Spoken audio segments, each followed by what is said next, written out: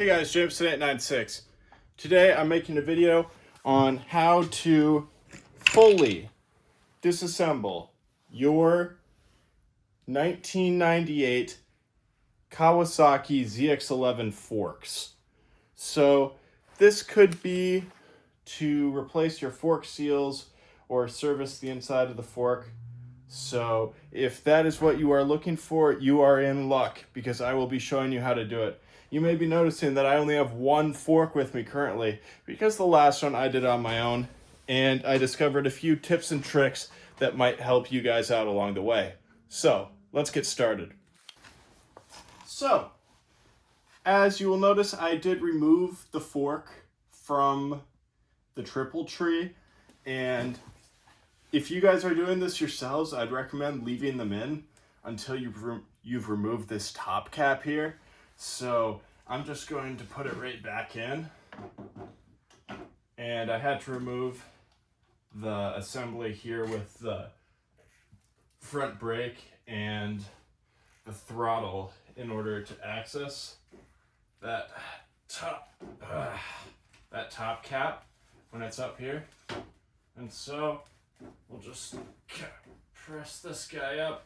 Not sure why we have so much resistance because we don't have bolts here, and our bolt up here is completely undone. But we do have a little bit of resistance, which is okay. We're just going to be gentle and go with the twisty motion. There we go. We got it high enough. So now I will gently set that down and tighten down this clamp bolt, which is 14 millimeters. For anyone wondering, it is a 14 millimeter bolt. So let me grab a ratchet.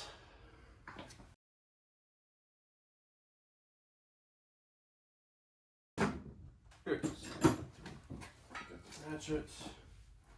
And 14.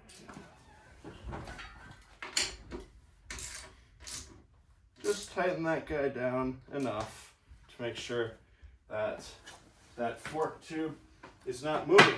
And then next step. This step is absolutely crucial, and I made a couple mistakes while attempting to find the correct socket to use for this guy right here. And this is a 27 millimeter socket. That fits real nice on there.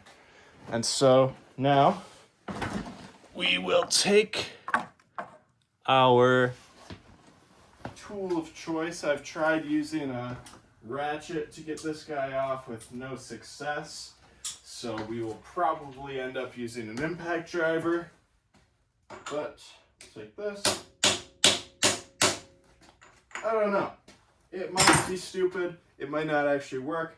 But I found that tapping on the bolts before attempting to remove them has made it significantly easier.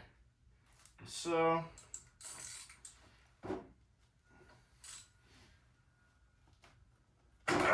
yep, we are going to end up stripping this and making a stupid mistake if we do it by hand. So we'll throw this guy on there.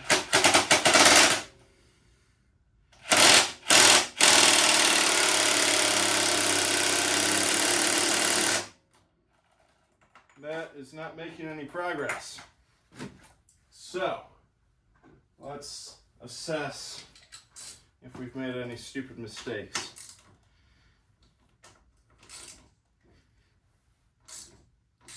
Number one, is this guy high enough in the clamp here to where it's not clamping down the thing we're trying to remove? Come on.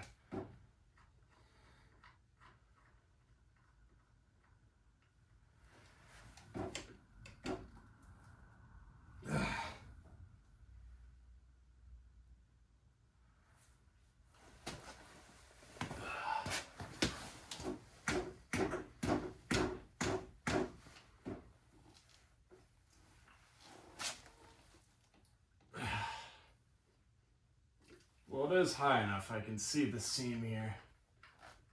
So we will tighten this guy right back up.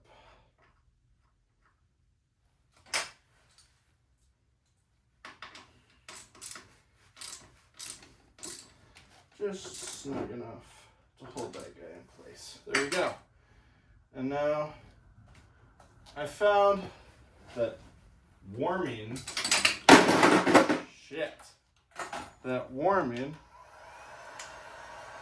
this guy here sometimes loosens it up. It is cold right now. It's about 30 degrees. So maybe getting things to a more manageable temperature will allow them to be a little bit happier. Let's see.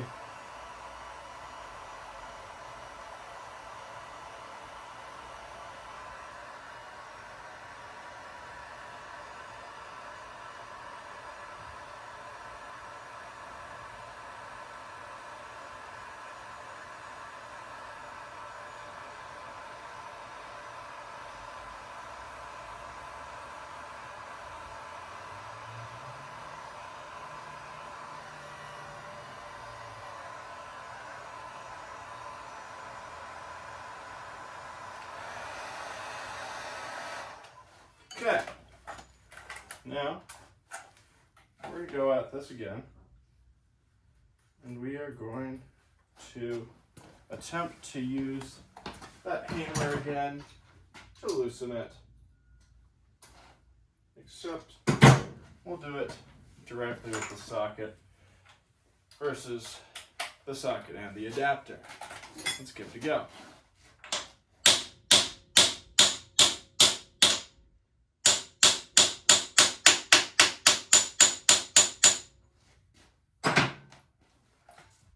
Socket on, impact on.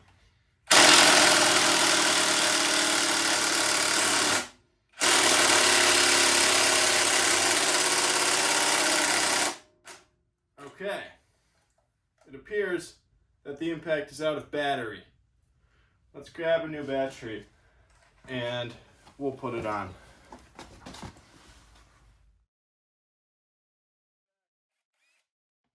New battery. Not sure if the charge level is much higher than the last, but it is higher nonetheless.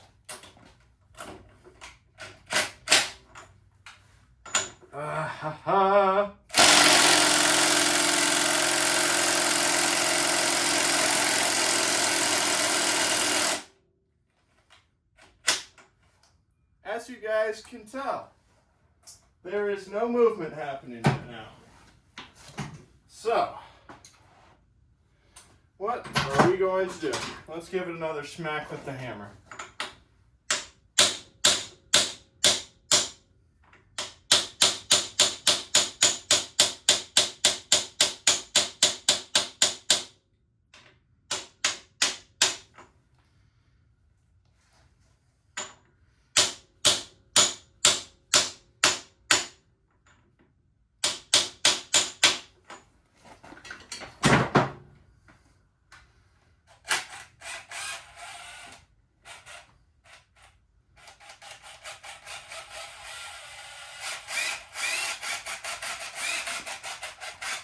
Where did I put the adapter? Here it is. We will now... Oh! Wait a minute. Guys, revolutionary idea. I wasn't thinking about this, but we can use the breaker bar. It's already 1/2 inch, so we don't have to use an adapter either. Okay, actually, let me move everything out of the way, just so we don't have any accidental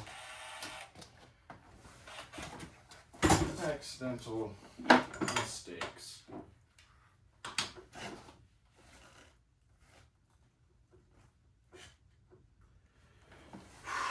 Now, if you guys could hear what I'm hearing, I don't think you'd like it so much. I hear a sliding. Oh, there we go. Oh yeah, breaker bar for the win.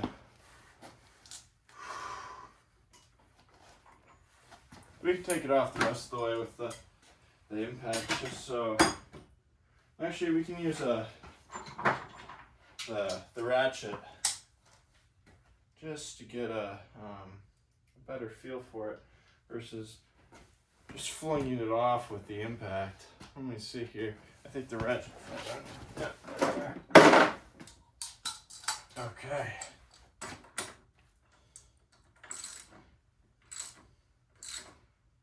Now, there is going to be a little bit of spring tension in here. I do remember that. So I think we're going to take it out of the triple tree before we actually continue removing it from, or continue removing this top cap. This guy is loose enough now. I'll just give it a little encouragement. Get out of there. But as I said, not exactly sure why it's not happy to leave. Ugh, come on.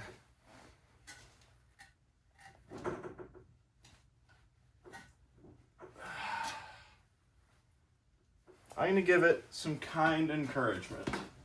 Let me see here. We'll provide some light taps.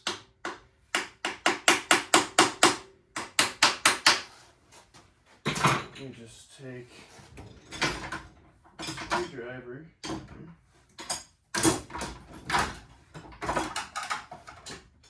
Sorry guys, I apologize for the wait here. Normally my workbenches are much more organized than this, but this is a particular time when they are not.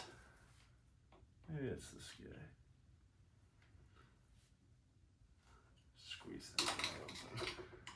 See if we can't give it some encouragement to let go of our fork. Oh man. This guy. Oh, let's make sure this guy isn't scratching the surface at all.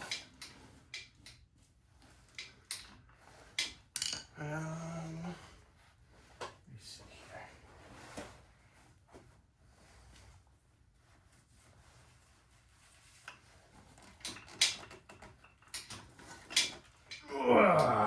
There we go. There. Just give it a little bit more movement. Okay. Now we have this guy removed. We could switch back to the 27 mil and start unscrewing. And like I said, there is some spring tension under here. So be sure to be ready for that. Just don't be surprised and don't let anything fly away. Not that it's super extreme, but it's enough to give you a little shock if you're not prepared.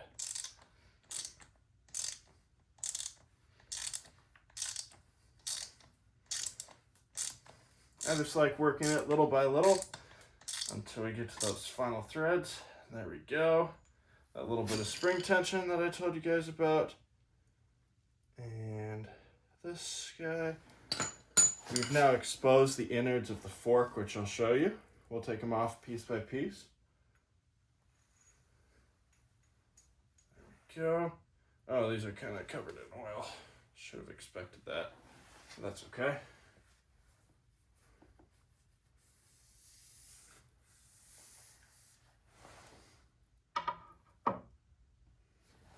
Okay.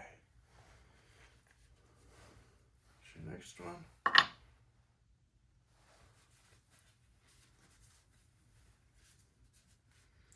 Spacer.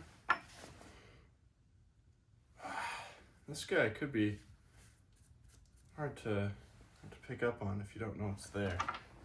And then finally, we're going real slow with this guy just so we don't pick up too much oil, because on the last one boy, there was a lot of oil that came with the spring.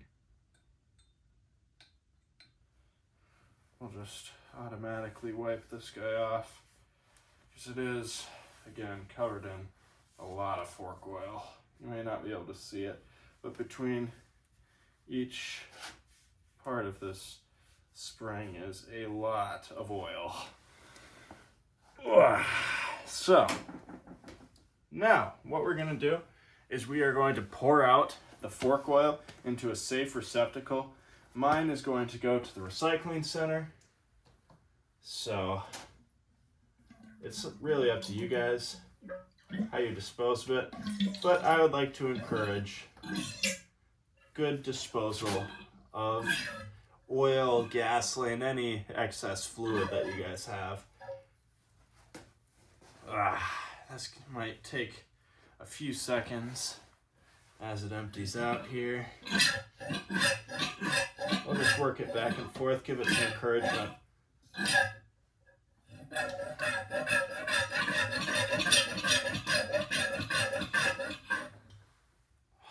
we go. Oh yeah.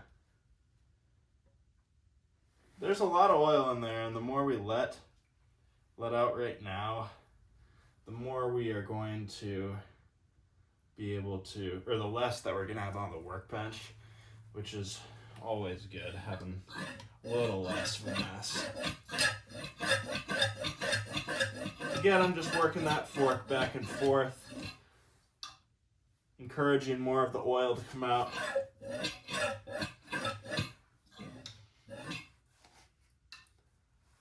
There we go.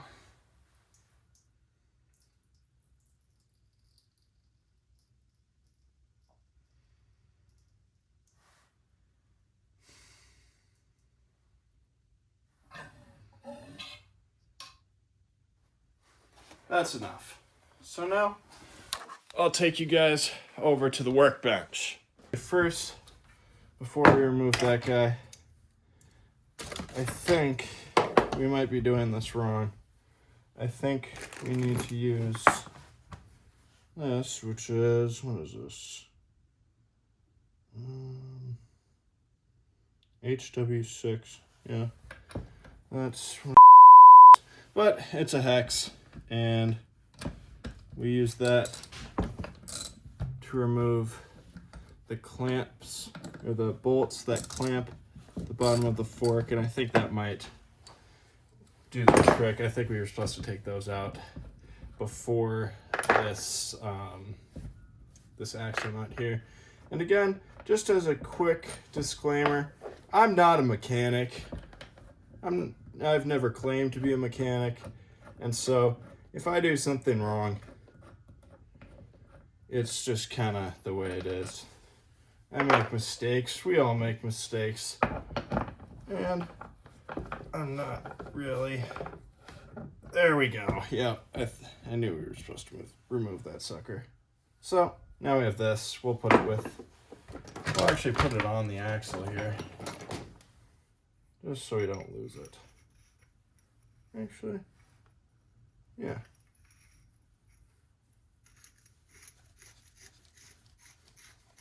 There we go.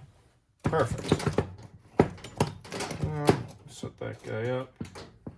It's not falling. There we go. And now you guys can get a look at. So another thing, if you're doing this, put down paper towels before you start setting your fork down places, because it's going to be oil the entire time. So just keep an eye out for that. So we have another hex down here that we need to remove, and a few other parts. So we'll start by prying up this dust seal here. I just use a screwdriver. Just always be careful. Make sure you're not scratching any important parts like this. Just make sure you're conscious of the way you're doing things. And I like to remove the dust seal. And now we're going to go over to the vise.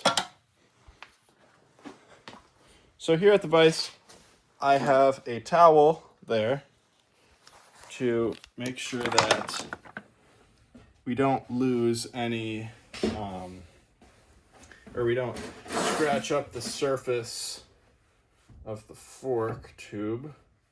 So just make sure that the contact between the jaws and the rest of the vise, or the fork tube, is with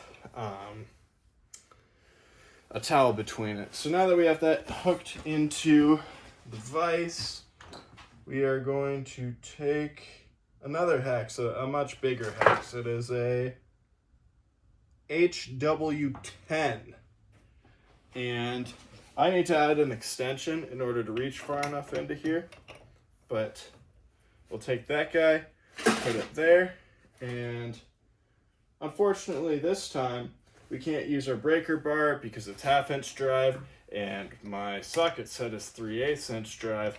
So we're going to compensate by using this crappy ratchet and a pipe, and then we're just going to hold that real tight up against that bolt. There we go.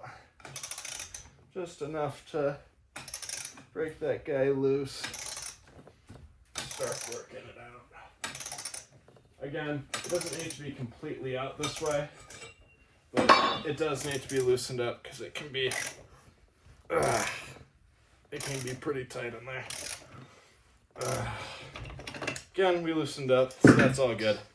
So we will go right on back to the workbench. Put you guys right here, readjust. There we go. So now that we have that guy loosened up, we are going to begin taking the items out of here. So there is a retaining pin in here. I'm just taking a screwdriver, finding its ends here, and we will lift them up and out of there. This retaining clip is important to remove. Oh, jumped a little bit. Don't forget about that guy.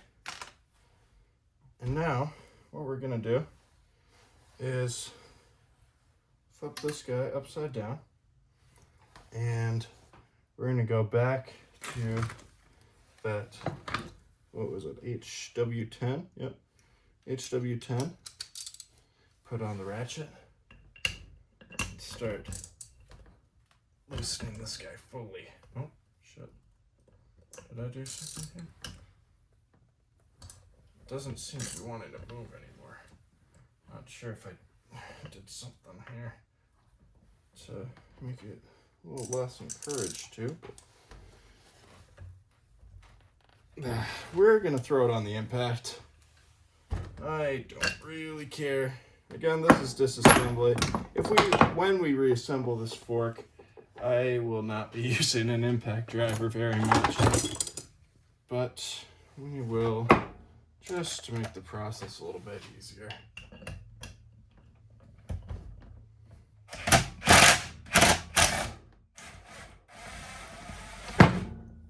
Did you guys hear that clunk right there? Oh, yes, there we go. That's good. So that clunk was a internal component in this fork. So when we lift this guy up, there we go. You have that sucker. And then we'll flip it over again so that we get our bolt. Oh, come on now. Get out of there. Our bolt, and then don't forget about this copper washer. And I just like to put it right back onto the assembly. Make sure everything stays the way it is when it came out. So now we have, oh, that was a lot of oil in there. Wowee. Luckily we have these paper towels down already, and we're not going to get an excess amount of oil on our workbench. So, we have that guy there, and now we did remove this retaining pin or retaining. Sorry guys, the camera cut out there. So, as I was saying, we are going to use the this top bit and almost like a hammer to remove that inner fork seal.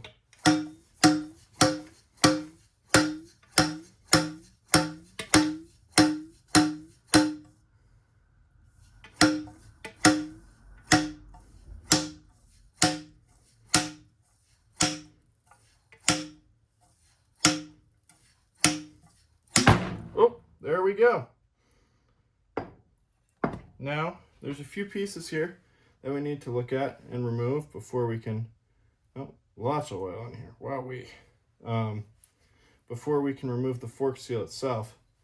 There's some bushings here, and I will just place that right there, and take those bushings off.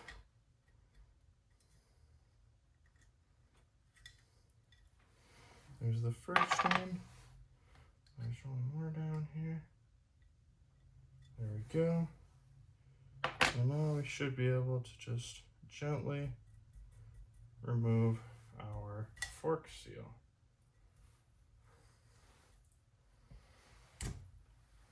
There we go. Wow, that's a lot of oil. Let's grab a paper towel. So, now, there's really only one step left to do. It's to clean out any gunk that you find. Oh yeah, I forgot to mention. So, this guy stayed in here. But there's this little plastic bit that goes right into there. Don't forget about that. It might be hiding in this bottom section of the fork if you're missing it. So just look for that. But now that everything is fully broken down and disassembled, just make sure everything gets good and clean.